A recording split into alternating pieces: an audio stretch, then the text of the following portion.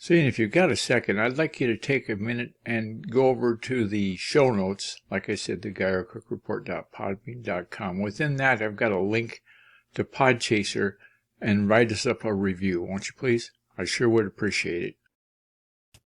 So I'm talking mostly about the article today. The episode is how to use the noindex meta tag. Now, I don't mean to insult anybody, but if you're not familiar with doing coding in HTML, putting in meta tags and so forth, then this episode's not for you. It's using a meta tag to block robots from indexing a web page. Okay, so if the Google bot sees that tag, they're not going to put that particular page in the index. And this is important. If you go to the show notes, there's a link there, theguyrcookreport.podbean.com. And there you have it.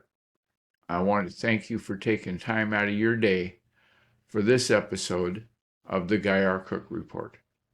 It's a wrap.